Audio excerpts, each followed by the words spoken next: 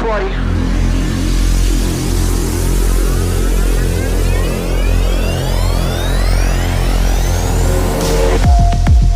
Benvenuti al Christian Podcast. Well, my friends, the survivors out there right after the apocalypse. My name is Beto Gudiño from Costa Mesa, California, broadcasting a signal of hope to all the world. And today, as you know, we always like to have amazing guests on our show.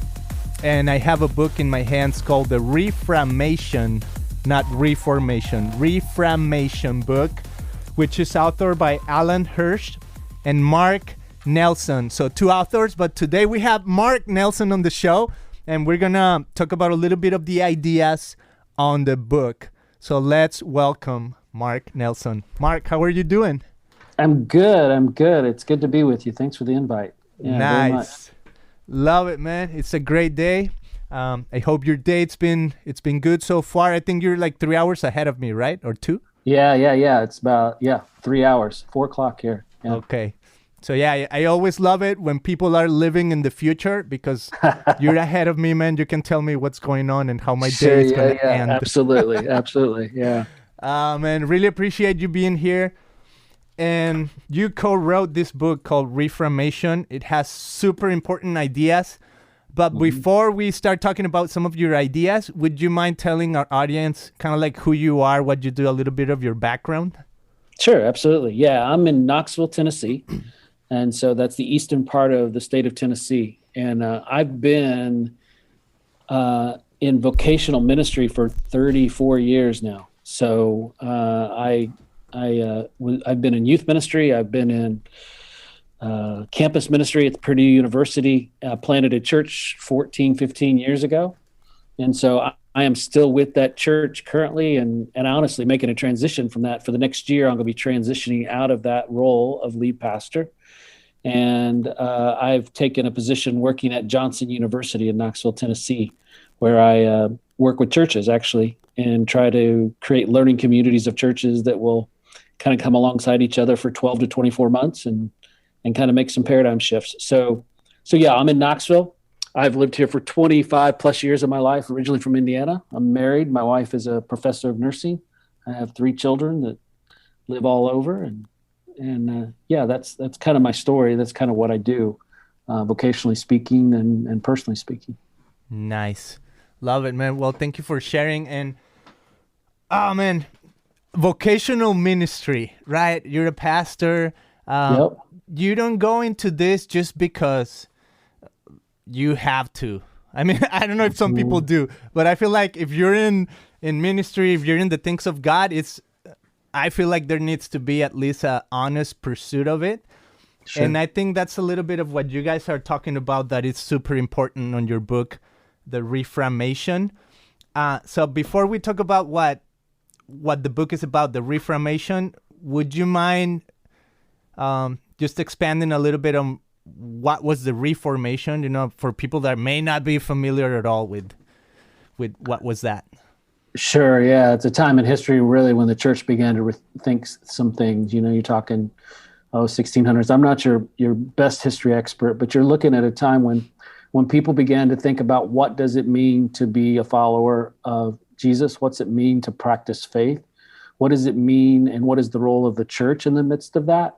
And so reforming happened. And I think and I believe in that it's always semper reformanda, which means always reforming. And I think over the past few hundred years, we're continuing to do that. And if you read people like Phyllis Tickle's book, The Great Emergence, you'll see that her belief is that every 500 years, there is a reformation in a sense. There is a great paradigm shift in what the church is and how the church functions. And her belief, and this book was written probably 10, 15 years ago, her belief is that we're currently in one of those times of transition, that it's another time of reforming, another time of shifting paradigms to go, okay, what does God desire for his people? What does God desire for his people that follow him?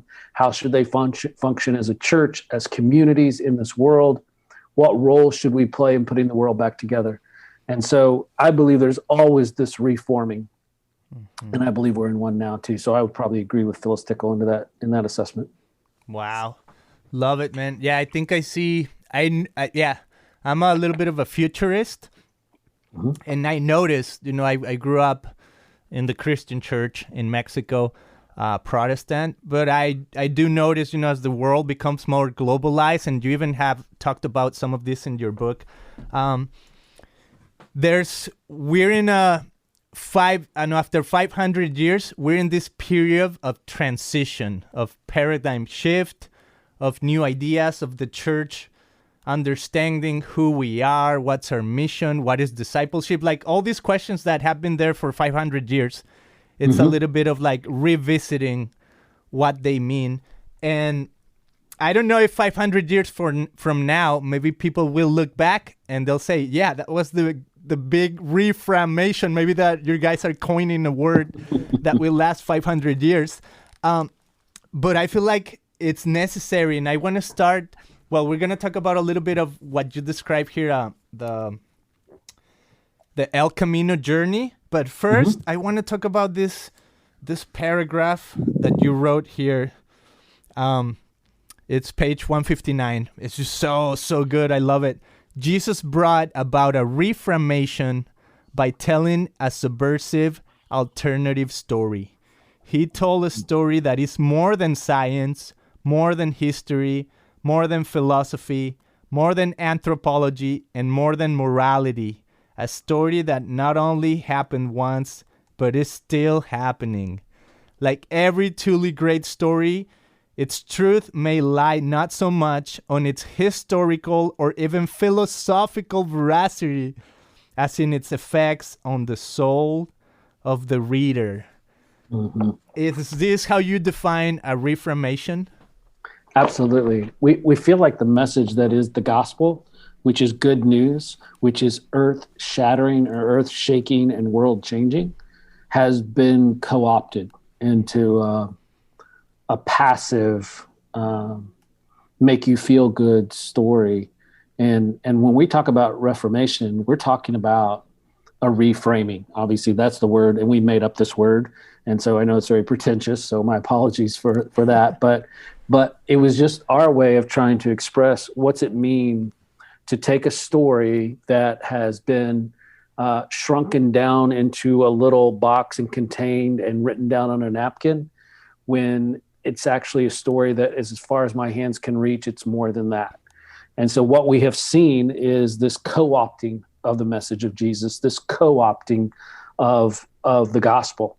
And one of the analogies we use in the book is something that comes from an author named Don Everts, where he talks about the message of Jesus should take our breath away. It should cause us to stand in awe. But he said, what we've done is made it like tofu. He said, we have taken this message, and nothing against tofu eaters, but tofu is pretty bland. It soaks up the flavors that's around it. It doesn't stand out by itself. And the gospel has done that. When he says, shouldn't the gospel be more like Warhead candy? I don't know if you've ever had Warhead candy, but you take some of these little pieces of candy and you put it in your mouth and you're like, what the holy, yeah. It's like you're going, get this out of my mouth, or this is the greatest thing ever. And the subversive alternative story of Jesus, which you read about there, is more than tofu. It is more than just someday, if you're good, you'll fly away on some glad morning. This is a message that Jesus tells that should, when we put it in our mouths, should make us go, what the heck, get this out, or it should change our lives. We should start seeing life in color. A black and white world is suddenly put into color. And that's the message of Jesus that we want to reframe. We're not changing the message of Jesus. That's the key here. Because when you talk about reframing, I think this is really important, because people will understand it. Oh, you're so want us to change the message. Not at all. The picture is of Jesus, the gospel of Jesus that should take our breath away, that is all those things that you read, that is more than science, more than history, more than philosophy, more than anthropology, more than morality. It's more than that. That's the picture. What we do is simply say, what about putting a new frame around it? When you take a frame and you put it around a picture, I don't change that picture. by putting a new frame around it. But what I allow to happen is for you to take a different look at this picture, to see it for a second or third time fresh and anew. We think the story of Jesus needs to be reframed in that way, not to change it. It's the absolute truth, yesterday, today, forever. It's world changing, it's life saving, it puts the world back together. But we've done something to it by reducing it to tofu, when we should allow it to be more than this and more than this, a subversive alternative story.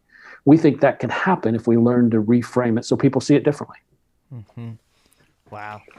That's so good. Do you think, as you talk about this reduction of the gospel, are you talking about mainly the Western world, or this is the world in general, or is this Christianity, or where did we get the sense? I really want to get to this part where you talk about the El Camino, because in a sense I feel like it represents people on a journey, right? And you also talk about on the book about the Burning Man experience.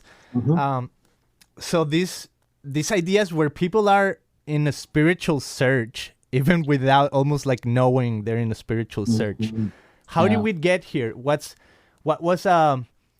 brought us to this point where we can no longer see the picture in a way that entails a great story and just look at it and, okay, nice picture, let's move on. Yeah. What happened?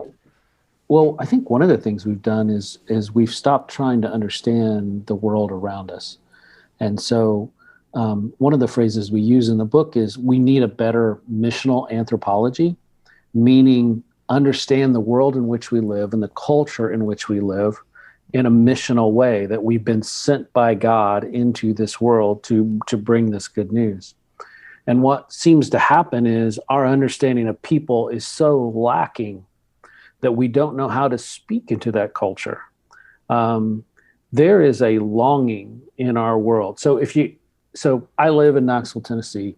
Knoxville, Tennessee is the southern United States. The southern United States is known for its evangelical numbers. It's known for being conservative. Knoxville, Tennessee is a pretty evangelical, let's use that phrase, an evangelical area. The reality is in Knoxville, Tennessee, 79% of people in this city, an evangelical, very conservative southern city, 79% of those people claim to either be none, as in I have no faith, or I'm done with faith. That's 79% of some place that's supposed to be evangelical. And what we're doing are creating faith communities and churches and teaching and preaching messages for the 21% that do claim some faith. What about for the people, the other 79% that are none or dones? We don't have any understanding of these people. We don't have any understanding of what they're looking for, what they're searching for. C.S. Lewis was considered this incredible apologist, and he was a great writer. And some people say the greatest work that C.S. Lewis gave to us as an apologist was he taught us about longing. And the German word for that is Sehnsucht. And Sehnsucht is this longing that there's something missing. And what we're not understanding, I believe, in the people that we're trying to communicate with and reframe this gospel for, is we don't understand what they're looking for. And if we don't understand what they're looking for, we're just giving them whatever we want to give them. And what we give them is a reduced, tofu-based type of faith. So N.T. Wright talks about how all individuals, and there's some debate on this, whether it's just these four or not. He said all individuals are searching for something, longing for something. He says they're longing for justice, which I would define justice as putting the broken pieces back together. That's my definition of justice. He says they're thirsting for spirituality, so meaning something bigger than us, bigger than ourselves. They're hungering for relationships, which I think that's easy, especially during time of COVID and pandemic. We're desperate for more relationships and more community. He says the fourth thing is everyone delights in beauty. I think that understanding the longings of the people that we're in community with, that we talk to, the 79% of the dones and nuns, understanding what they're longing for what they're searching for, what we haven't offered them, anything that speaks into those longings, that's on us. I believe the gospel of Jesus is warheads in your mouth, and it should take our breath away. Yeah. And something has happened to keep that from happening, and the reduction of it is what's happened. And so our calling is to be, so Paul would say in one of his letters, we are to be stewards of this mystery.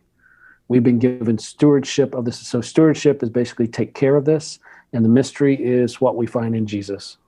I just think we've been horrific stewards. I think we've failed. I think we've reduced it. I think we've made it bland and tasteless. And that's because we don't understand the people that we're talking to. We don't understand what they're really looking for. What we think they're looking for is a big fancy church with a big show where you're gonna be impressed. What they're looking for is, show me how you're putting the world back together. What they're looking for is, okay, speak to me of this thing that is bigger than you.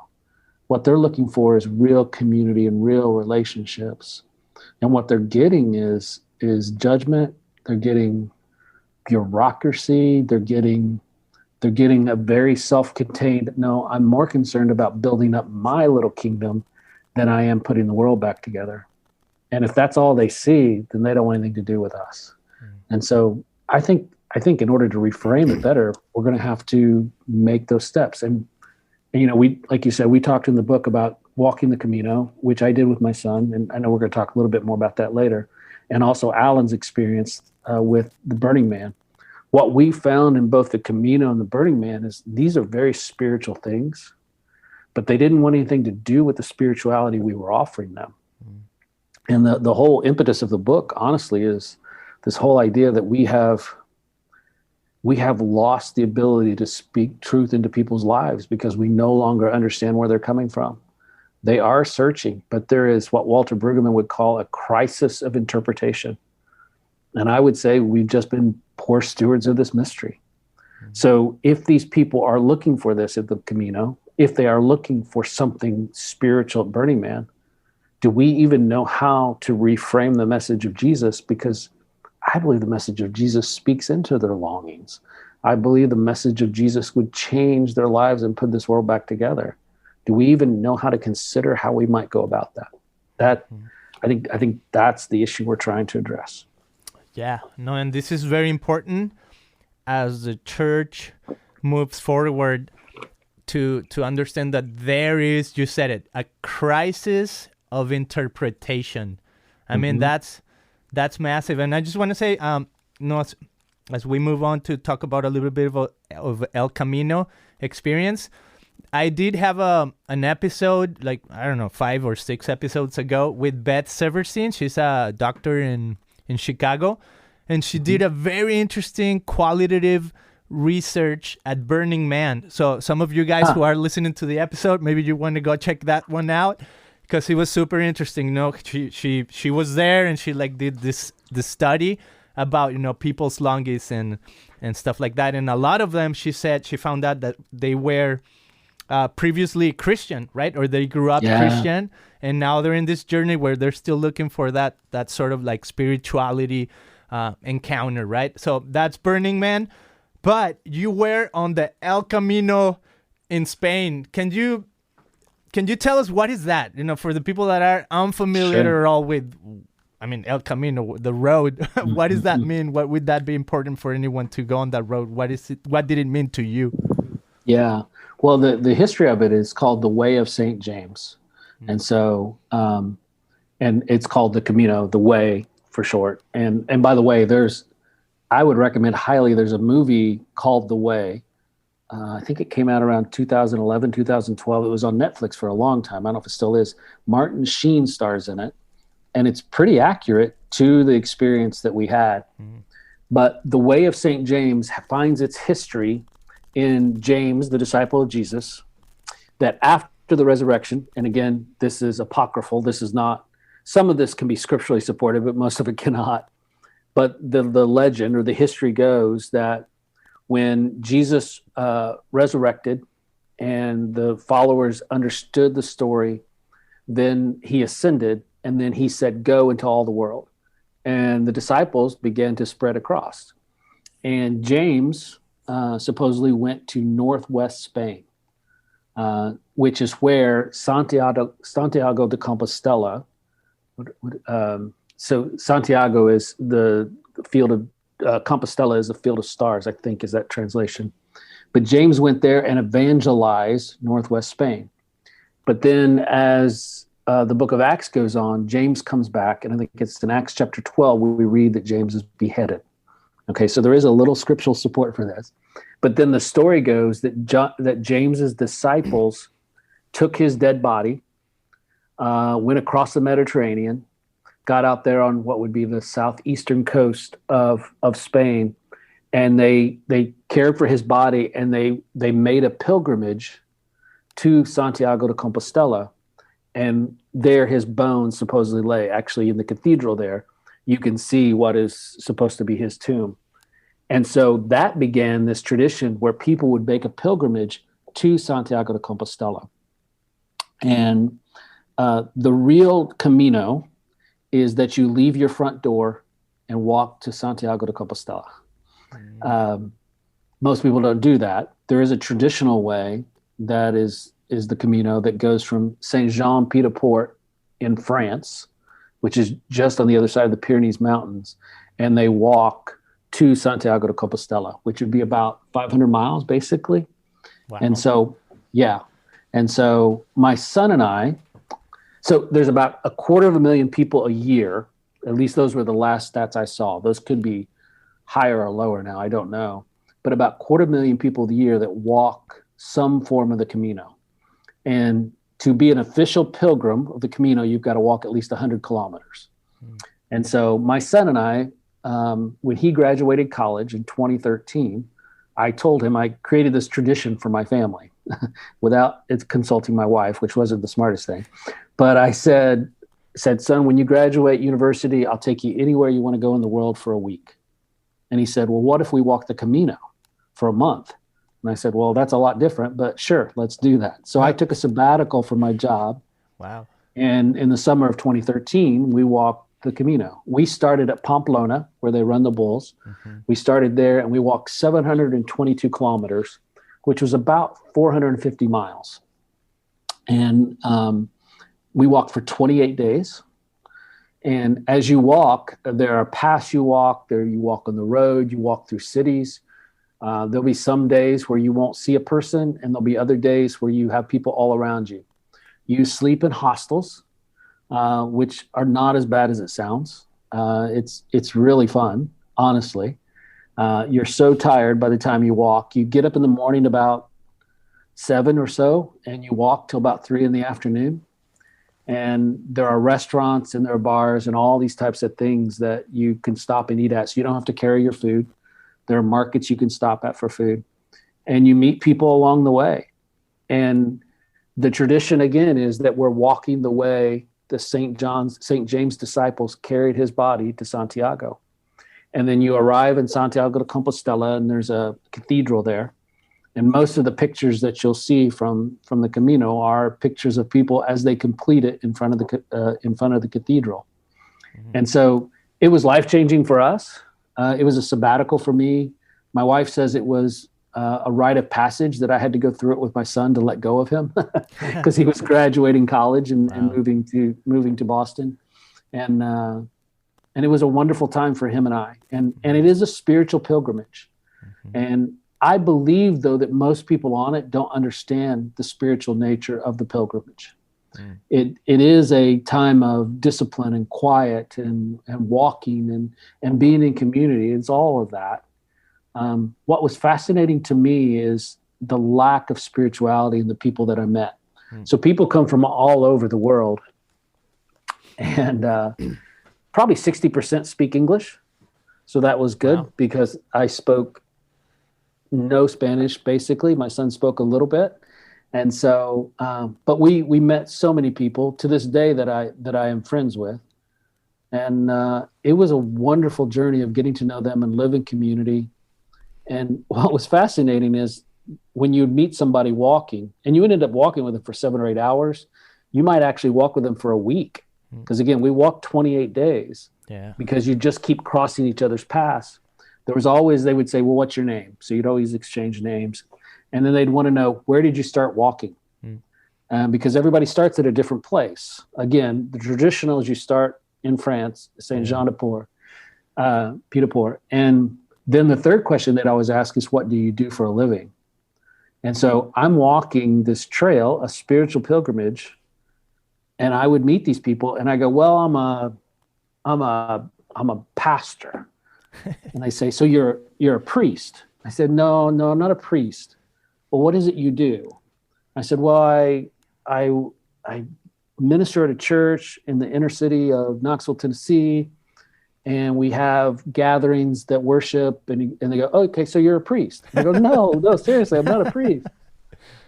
What fascinated me about the trail was it was very difficult for me, again, having been a vocational pastor for 30 plus years, I had a hard time explaining to them what I did because they had no contextual understanding of what the church is, because the European culture is very post-Christian.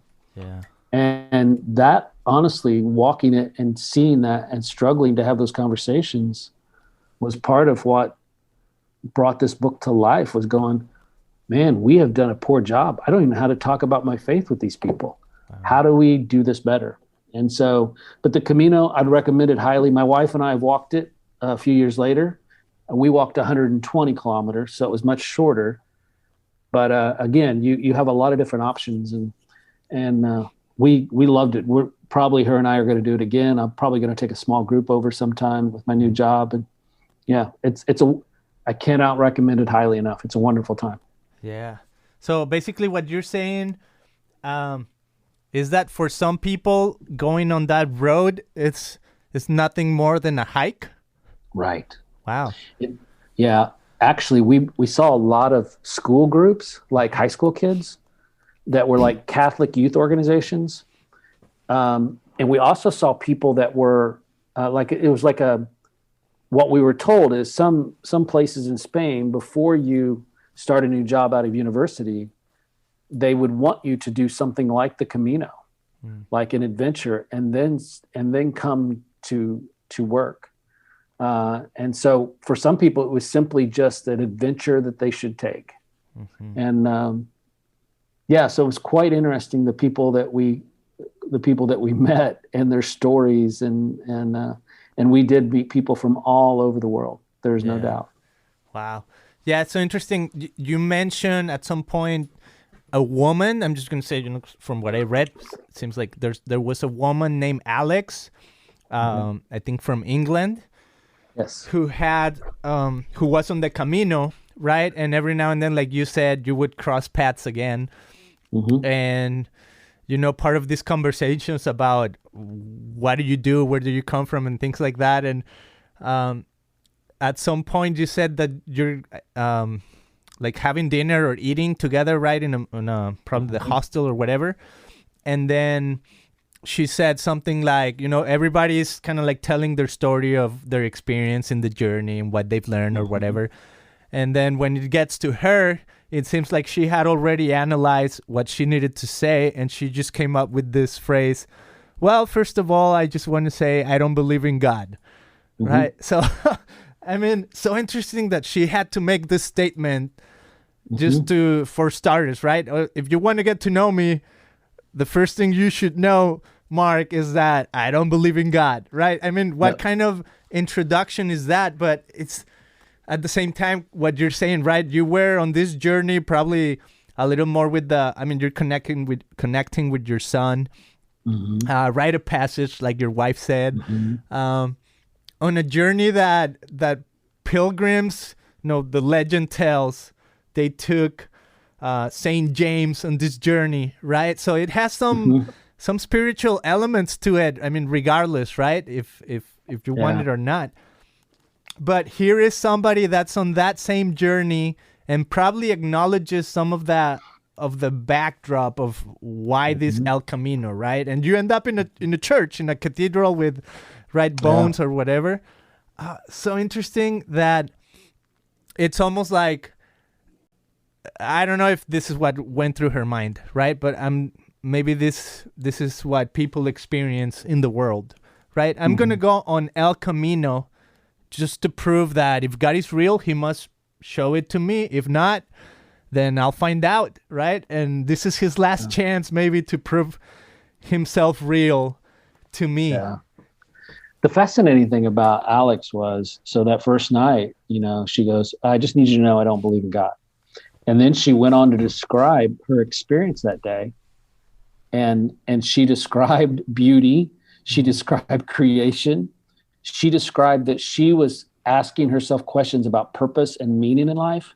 And that she like worked for the public transportation, like what do they call it? The underground in London. And she worked on the underground, and she realized that her job didn't really have purpose for her. And so she was asking all these existential questions and experiencing the beauty of creation, but yet she prefaced all that with, I don't believe in God. And so actually it was a couple of days, maybe 3 or 4 days after that, as a pastor, I'm supposed to be able to go, oh, but let me tell you why you don't, let me tell you why you should believe in God. Yeah. I didn't do that. I just kept quiet. And I wondered as I walked the next day whether that was right or not. Well, a couple of days later, I still remember where I was sitting on this curb in a town that we had settled in for the night. And I had my earbuds in and I was listening to a podcast or something. And Alex came walking by. And I said, hey, Alex. She goes, hey. I said, so did you just get in? Yeah, I just got in. I said, Alex, I need to tell you something. And I said, the other night at dinner when you talked about how you didn't believe in God? She goes, yeah. I go, I hope you hear this right, but I don't think I believe you. And she says, what do you mean? I said, I think you actually do believe in God. And then I said, why don't you tell me about the God that you don't believe in? Because I probably don't believe in that God either.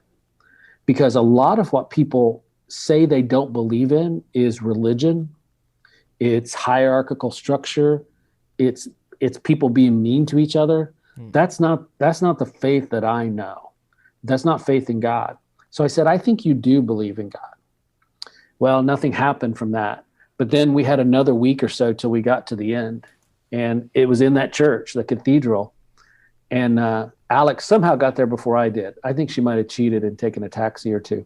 But she got there before I did. And she was sitting in the church. Because when you arrive, you go into, they have 2 or 3 masses every day. And so we arrived, we put our pack down, we went in, and there was Alex sitting about 6 rows back. And I came up behind her, I said, hey, Alex, how are you doing? And she was crying. And I said, what's going on? And she had just found out that mass that day was going to be given by a priest that was going to speak in her grandmother's language. I think it was Italian, where her grandmother was from. And so that moved her. And then she began to tell me, she goes, in London, I live in an apartment, a flat, as they call it. I live in a flat that's right next door to the church. I go, really? She goes, yeah, like the wall of my flat where I sleep in my bedroom is actually on the other side of that wall is the sanctuary of the church. And she said, sometimes I just walk over and put my hand on the wall and it feels like I'm suddenly in church. And she goes, I feel something bigger than me. And we're standing there, we've been walking for weeks. And I said, well, Alex, what do you think that means? And she said, I don't know. I said, I don't know either, but I think it means something. And I don't have a great moral to the story or an ending and then I went out and baptized her in some fountain or something. That's not what happened at all. I don't know what happened to Alex, but I'd like to think that in that spiritual pilgrimage, she had her eyes opened to something that was bigger than her. She had her eyes open that maybe faith wasn't about religion, but about a Jesus, about a God who loves her so very much. I won't know. I'll never know. But the last thing she needed from me was religion. The first thing she needed was just sincere belief and questions that led her to consider that there might be somebody bigger than her. And those people we met all over the Camino. It was amazing. Wow. Wow, so good, man. What a journey. And Alex, if you're listening for whatever reason, I don't know, sometimes God works in really strange ways.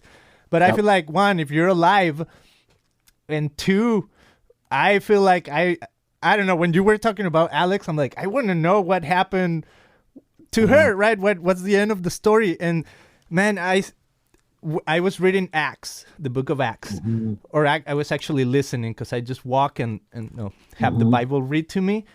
But it's so interesting because it just feels kind of like that, it's okay. And then Paul was living in, I think, Rome at the end, right? And it's almost like, and that's the end. People visited him, and you're like, hey, Luke, because supposedly Luke wrote Acts, right? Acts. So I was like, man, could you have made like a conclusion, put a bow to it, like wrap it up and say, okay, this is the summary of the story. This is the moral of the story. Kind of like you're saying, I wish I could have said, oh, and then I went on to the river and she got baptized. But I feel like almost like part of this idea of even the book of Acts, just to me, it feels like an abrupt ending. It's because it doesn't end right there, right? I feel like maybe it's this comparison with El Camino. Well, Camino is a road to somewhere, but that doesn't mean that that's the end of the road, right? Maybe that's just the beginning of your journey of faith or whatever your journey is. But I have the assumption that death is the is the end of the road. And everything we do in life is just continuing on that road. But as we think of these ideas, what is helpful for...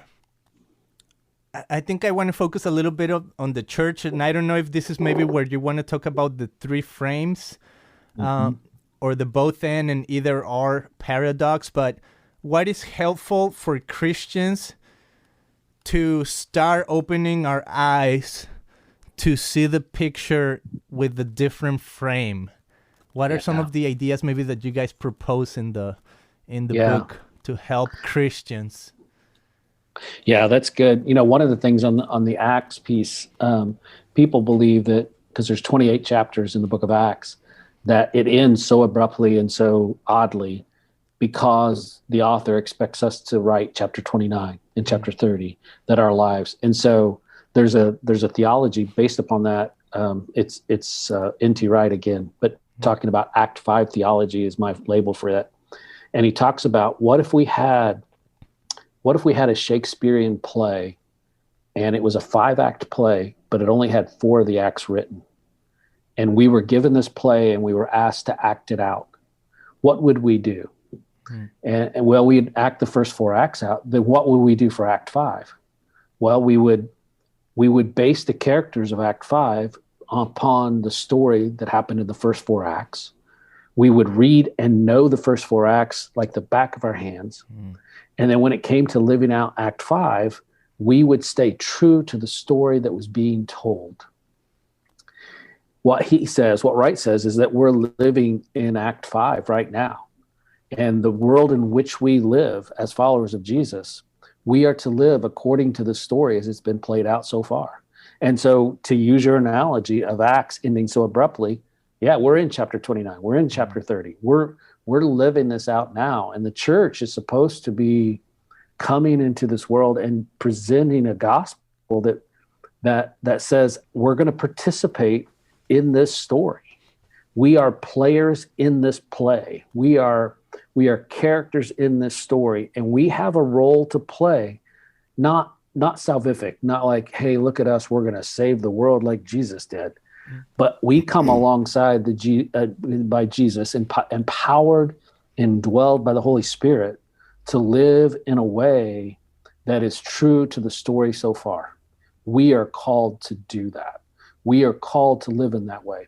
The problem is we live in a world that is freakishly broken. And let's just go for the last 18 months of pandemic, of the political nauseating rhetoric, everything that we're going through now. How is it we're supposed to live in this world? Well, I think it's to tell the story of Jesus well. And to go to your question of the either or the both and, I think it's understanding that the story of God is about answers. Yes, there's answers found in Jesus, but it's also about the mystery that I can't provide an answer. That's a both and. I think it's understanding that the wonder and the mystery that we're called to talk about, that we're called to illustrate, that we're called to tell, is beyond an either or. It's a yes and. It's it's the old story of the four blind men who are taken into a room where there's an elephant, and they're each given a part of the elephant to touch, and then they're asked to describe the elephant. And these four blind men all describe what they felt, and one of them says, well, the elephant is, it's a leg and it's this big and it's got this many. And someone says, no, the trunk is this, or someone says, no, the skin is very, and they each think that they're describing the totality of the elephant, when in actuality, they're just describing part of the elephant. Mm-hmm. And what we've got to understand is that in a both and understanding of the gospel, that everything we're telling is just part of the story, because there's so much more. There's so much more for us to live out. There's so much more for us to believe. There's so much more for us to understand. If I invite you into my house and I have you come over for dinner, you would probably come in the front door. You would probably see the front door area. You'd probably come into the dining room. There's a chance you would come into the kitchen and see us preparing. You might use the bathroom at some point, and then you would leave. Now, you could say, oh, you have a beautiful house, or you have an ugly house, however you interpret it. But the reality is you've only seen part of my house. Mm-hmm. There's a lot. You didn't see the bedrooms upstairs. You didn't see the basement down below with ping pong tables. You didn't see this room. You didn't see that room. You didn't see my office. What we do when we come to God is we are saying, oh, God is this and God is this, and that's all God is. You know what? That's just the foyer, or that's just the living room. God has more rooms than we could ever imagine. And what we're saying when it's both and, when we're talking about mystery and wonder, is to realize we so often just have a one-room narrative of what God is.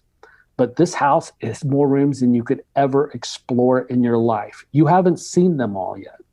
And for us to tell a story about a God that's big is truer to the gospel than one that I can write the steps of salvation on a napkin and give it to you. If my God can be contained on a napkin, I'm not sure that's my God. My God is so much bigger than that.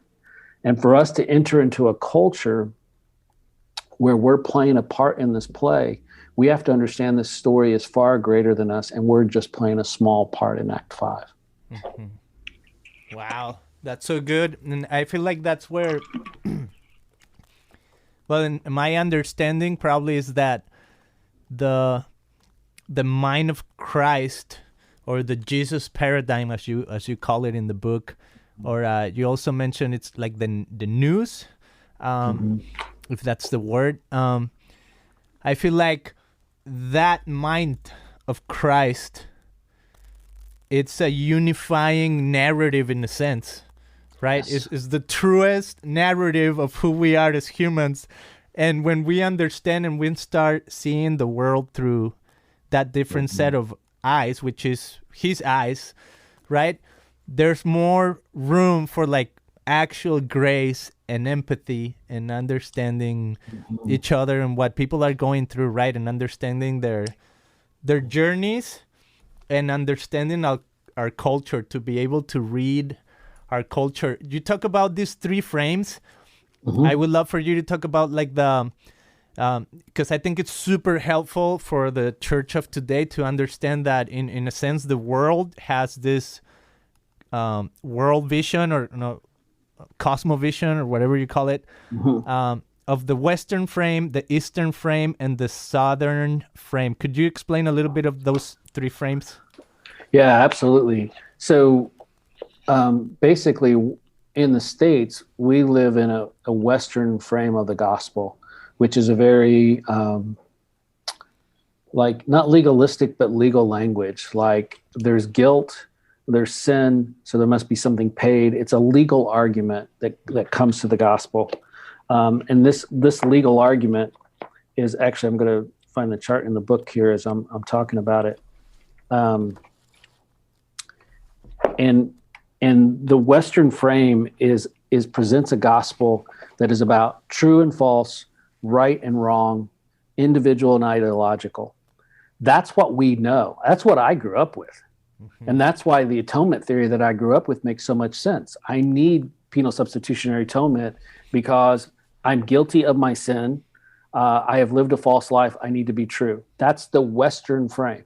Mm-hmm. I think that's true. But I also think that the Eastern frame is kind of shame. And when you look at honor, shame, grace, disgrace, when you look at countries in the world where that is the predominant way of looking at life, either you're shamed or you have honor. Actually, more of the world understands honor and shame than guilt.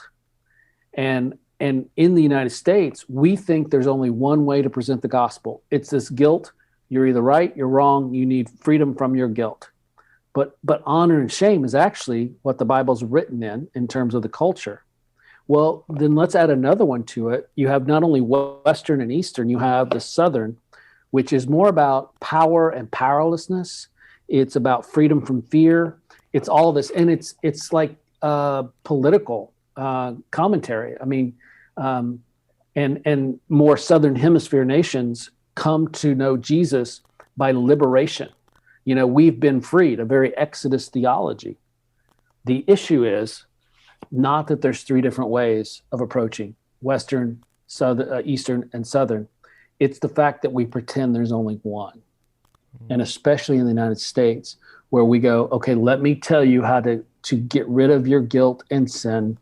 Here's the legal transaction you must make. Well, that doesn't compute with someone who comes from an Eastern frame or a Southern frame.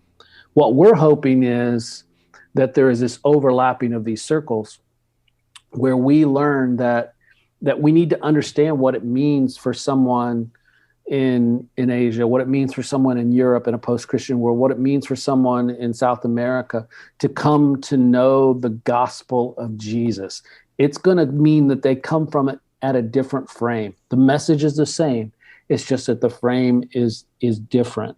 And what we want to understand is that, for example, there's a book, I don't think we quoted this in our book, Bob Ekblad wrote a book called Reading the Bible with the Damned. And what he talks about is, so how does someone in prison read the story of Jesus? Man, they read it as Jesus is gonna redeem my broken past and he's gonna free me. How does someone in a poor rural community read the gospel of Jesus? Well, they're gonna read it like Jesus is gonna come and bring good news into my broken down life. How does someone who was abused as a child, a victim of sex trafficking, how would they come to hear the gospel? They would hear it as their shame is removed and honor is restored. What we need to understand is that everybody comes to the picture that is Jesus differently. And depending on what frame we put around it is how they hear it. We want them to hear it as good news, life-saving, world-putting back together news. And sometimes we just lock into one frame or another and say, oh, it's the Western way. That's the only way. That's I keep talking about this napkin thing, but that's what we do. We take a napkin and we write out the Western legal transaction to come to Jesus. Okay, cool. That's great. That's true. But there's so much more to this gospel. And for us to understand the different frames that people like the Western, Eastern, and Southern, I think allows us to experience more rooms in this understanding of God. Yeah. Wow, that's so good and so important for the church to understand these different ways of seeing the world, these frames, and understanding that the better we understand the three different ways to see the world, right? The Southern frame, the Eastern frame, the Western frame, the better we have a three-dimensional picture of our world. And especially, I feel like, I already mentioned like how we're now in a globalized world, internet, immigration, right? I'm from Guadalajara, Mexico, and here I am in California. And this thing happens all over the world, right? I mean, I've seen movies, and I've heard from people and friends who live in Europe. Oh, there's a lot of immigrants here in Europe too. Just the world is, people are interconnecting, people are traveling, people are going different places. Mm-hmm. And we must understand that as people engage in a new culture, they have a different background than we do, right? They have a different mindset, a different set of maybe values or things or ways in which they see the world. And understanding these three cultural frames will help us better understand who we are talking to, right? Whom we are in the presence of in whatever situation. I think that's going to be super important. And I think maybe this is a little bit of that, what I was saying, right?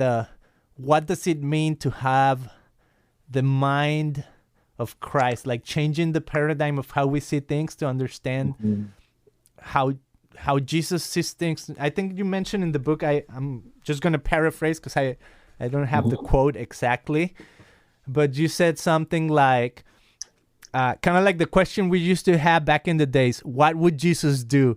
It's not about what would Jesus do. It's what would Jesus do if he was you, right? Mm-hmm. If Jesus had your set of surroundings and understandings and everything you're going through, what would Jesus do in that situation, right? It makes it a whole complete different thing than just trying to bring Jesus and say, okay, Jesus, how would you react here? No, how would you react in this situation, but with the lens of Jesus in your life? Well, look at the example that Paul gives us. You go back to the book of Acts, and Acts 17 is Paul in Athens. It's a very famous passage, and he's at Mars Hill. What it says that Paul did in the very beginning of that passage was he came in and he paid attention to the city, and he noticed, and he got up to speak. And he wasn't, again, if you'll notice in Acts 17, he didn't go Jesus. He didn't go, well, the gospel of Jesus, he died for you, now repent of your sins. He goes, I see that you have a lot of idols in your city. He paid attention. He walked around. And there are three things that Paul noticed. He noticed that they had stories. The dominant story of their lives was ones that had to do with a bunch of different gods. He also noticed that they had a lot of philosophers. He also noticed that they put a lot of dependency on their artists and their poets. And I think what Paul does in Acts chapter 17 is shows us how to come in and be like Jesus and pay attention to the world around us and the culture around us. I think we need to pay attention to the dominant stories of people's lives. If you go back to Alex, what was the dominant story of her life? I think I needed to pay attention to that and be aware that maybe God is offering a different dominant story. I think the philosophers of our lives. So look at the world we live in. Brene Brown, for example, famous author, podcaster, people love her stuff. Jordan Peterson has gotten quite a following. You look at all these different people, those are our modern day philosophers. And I'm not saying right or wrong on that at all, but I'm saying these are the people that people are drawn to. Why are they drawn to those philosophers? Well, they're speaking some truth into their lives, but they're speaking to longings that they have. Look at the artists and the poets of our days.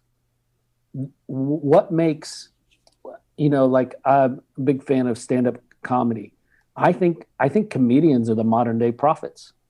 I think Chris Rock and Trevor Noah and I think Hannah Gadsby, I think these comedians are speaking truth into a world. Now, I'm not saying it's gospel truth, so don't hear what I'm not saying. But I think we got to pay attention to what people are being drawn to and go, okay, I get that. The truth of Jesus is greater than that. Okay, cool. I understand that. What frame do we put around this picture so that they will understand that truth is greater than that truth? I think Paul gave us that example in Acts 17. I think he showed us how to live into that. He showed us the keys, if you will, and to the kingdom and what it may look like. And I think we've got to learn from that. And I think there are disciplines and practices we can put in our lives to pay attention to those types of things. So good, Mark. And, for the people listening and for the people watching, because now we have this show on Roku too, I just want to say this book is phenomenal.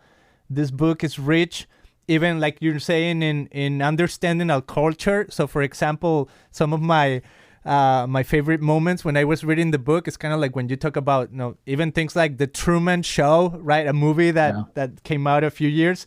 And there's a few other cultural references that I think are important, because in a sense, it's like you are trying to understand the world we're in, the situation we're in. So highly recommend this book for people that are watching. It's gonna, like we're kind of saying at the beginning, this might be when people look back 500 years from now at why did the world went under a Reframation, or whatever word they came up with. Part of it is going to be, people paying attention to what God is already doing and how we're able to partner with what he's doing. So, Mark, I would love to end with this. I don't know if maybe you want to either elaborate, just take your thoughts on this question, or actually make a prayer. But what would the Lord's Prayer sound like in 2021? Mm-hmm. Yeah, that's a great question. I don't know where I'm going to tell you what I think ideologically it might contain. I think it would, when we say Our Father who art in heaven, I think it would be a recognition of how small we are and how big God is. I think in a world that everything is screaming to be our God, I think it would be a recognition and acknowledgement that God is bigger than any God that screams at me. I think the Lord's Prayer for us today, especially the part where your kingdom come, your will be done, on earth as it is in heaven, I think it's us realizing the role that we have to play in putting the world back together on earth as it is in heaven. This is not, Lord Jesus, take me away from this broken world. This is, Lord Jesus, may what is happening here look like heaven coming to earth. May we be people who believe in the sending of God. May we be people who believe that God is a missionary God and that he has put us on mission, and that the mission that we have is to bring the truth of Jesus in body and in flesh and incarnate the truth of Jesus, so that the world we live in now has a little bit of heaven right here and right now. The resurrection is real, the resurrection is true, and the resurrection is something that we can live right now. We don't have to wait to live it, but we are called to live this life in awe of this mysterious God. May our lives communicate that truth. May our lives embody that truth. May our lives reflect who this Jesus is and tell the story well. Amen. So good, Mark. That's beautiful. Well, my friends, I just want to say, again, highly recommend getting the book. There's so much depth. There's so much more to explore in the ideas that Alan and Mark are offering in the book. And I mean, you probably guys are authors and have even more books I haven't even realized. I know Alan does. Do you have any other books? This is my first book. Okay. Yeah, this is my first. Alan is quite prolific, and Forgotten Ways and Shaping of Things to Come are two of his. Yeah. All his books are good, but those are the two books of his that influenced me the most. And I also noticed that at some point he quotes previous books, right? He does. Isn't that cool? Yeah. Yeah. All right. I didn't do that. I have no previous books to quote, so my quotes are all new. Yeah. On the next one. Mark, I so much appreciate your time and your heart for doing this, for helping the church of the future understand where we're at and understand where we're going and why, like open our eyes to our cultural moment and have more tools to step into the future with confidence and not in anything that we can do, but in everything that Christ has already done for us and has shown to us in his way of living, and then resurrecting and offering us his power. Wow, now I'm sounding like I'm preaching, so I'm gonna stop it there. But man, thank you so much for this time. Thank you. I appreciate the opportunity. We love talking about this stuff, and yeah, very grateful. It's great to get to know you, and great to be able to share today.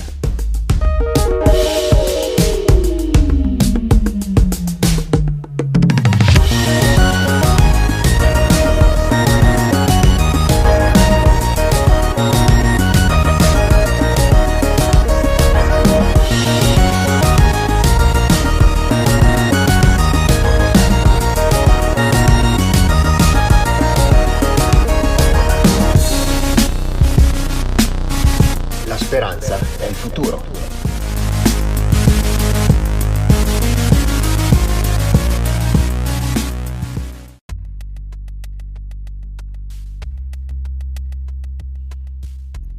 Thanks for listening to this episode of Christian Podcast.